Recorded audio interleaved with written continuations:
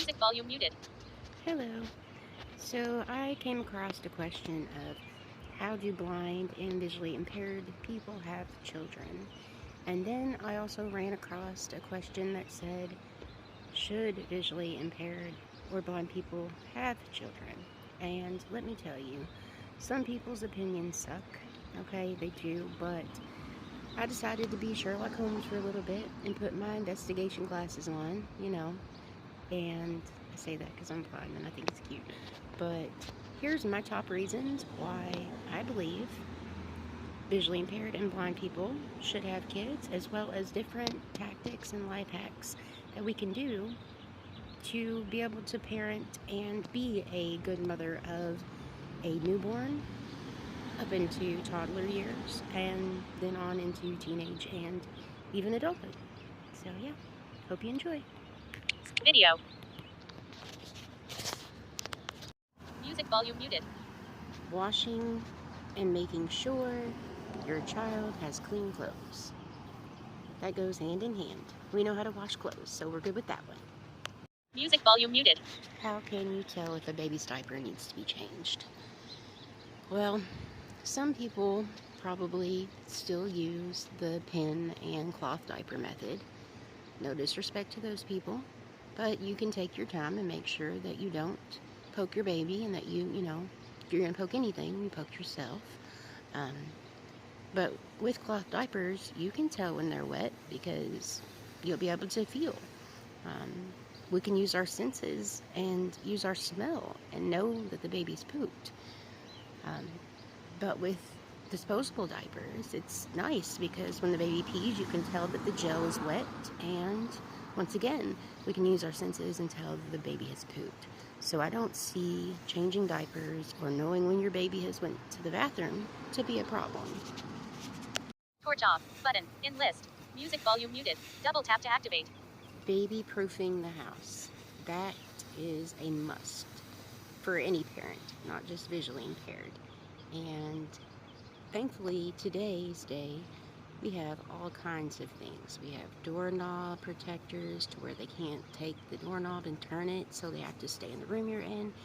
Baby gates are an essential, as well as locks for the cabinets. There's mesh food containers where you can put the food into it to make sure that the babies don't choke, to where the pieces of food can be squished up little enough to where they don't choke. Side note, just wanted to let you know, a baby about 1 to 2 years old, their esophagus is about the size of a hot dog. So if you go to give children hot dogs, I know a lot of people do, you need to cut them in half and then cut that half into half, small pieces. But as far as the rest of the stuff, it's pretty much just common sense. We have our brains as visually impaired people, so just put your head to use and you'll figure it out. Music volume muted. How do visually impaired and blind people have children? My first response was, we have sex, just like everybody else. But as I got to thinking about it, I can understand why people would be concerned.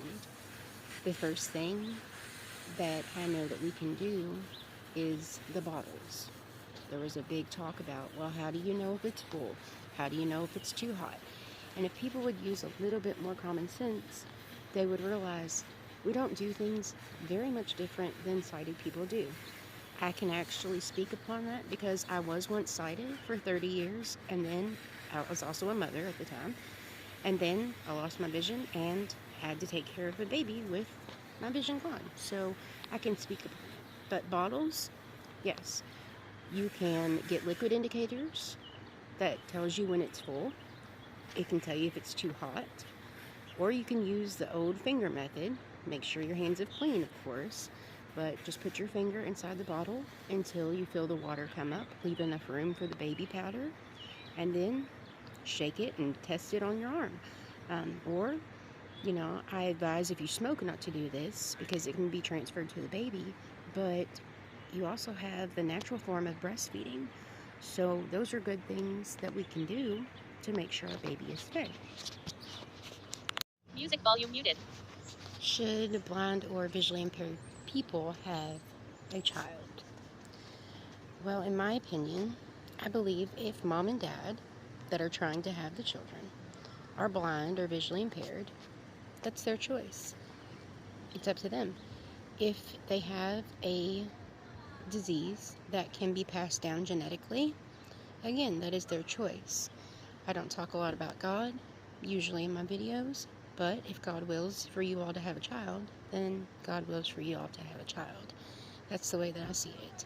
The main thing that I could suggest to you as the child is growing up, if the child does become visually impaired or blind, say at birth, raise your child to not know the difference. I think it's important for a child to not have to worry about being disabled and knowing that they're disabled, because putting a label on a child that young can be detrimental to their mental health.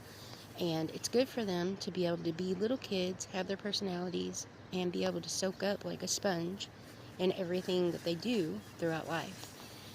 They mainly do that when they're younger, though. So I definitely am for blind people and visually impaired people having children.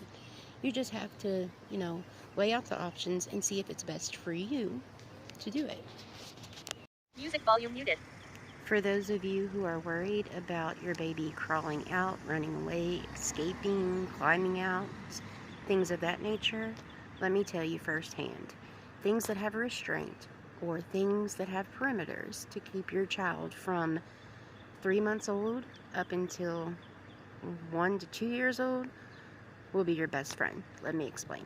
So when you have a newborn, infant up until about 3 months old, you don't have to really worry about the baby moving and going anywhere. The baby doesn't roll over yet.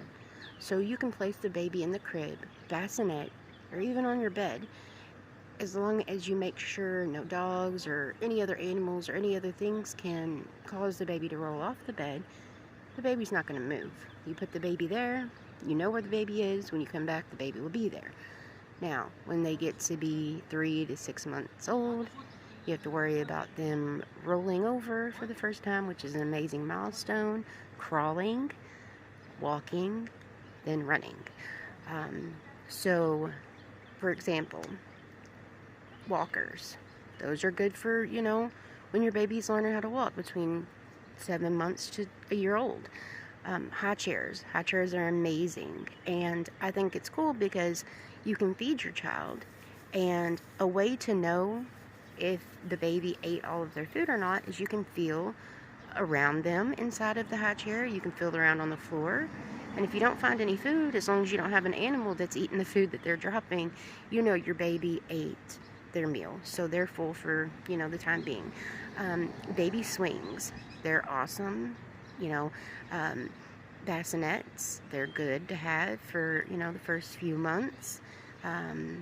Bouncy seats are another thing. Anything that has, like I said, a restraint, playpens or baby gates.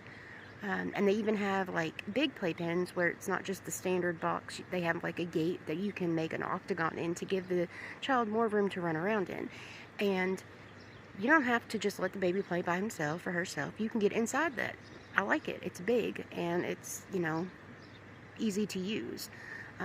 Now, I said it a lot whenever I was sighted. I didn't agree with baby restraints as far as the leashes. I thought it was laziness until I got into a big crowd and almost lost my child. I never used one personally. This was when I was sighted. Thankfully, I was able to catch up with my child, but I can see how the baby could get lost, run out into traffic, any of those reasons. But for blind people, I think they're amazing because they only go out to about 2 foot. So you know where your child is. That way you don't have to carry your baby on your hip constantly. It gets tiring, especially as they get older, they get bigger, they get heavier.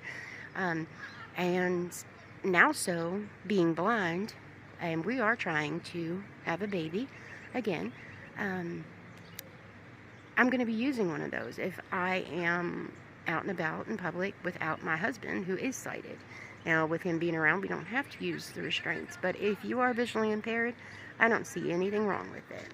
But yes, keeping all of those things around the house, which are common things that people use anyways, they help. So please, guys, my whole point in this video is don't let everybody else's opinions dictate what you want to do in life.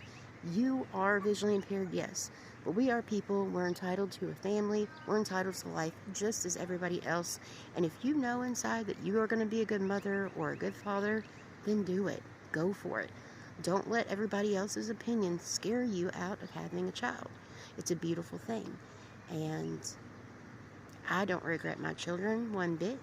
I am thankful that I got to see them, the first few years of their life. And I'm going to be thankful once we have this child, whom I'm not going to be able to see, but I will be able to see in our own type of ways. And I know each and every one of you that is visually impaired and blind know exactly what I'm talking about.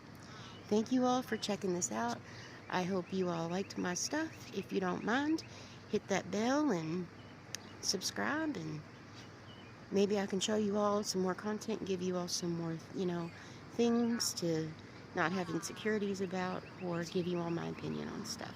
Talk to you later. Bye.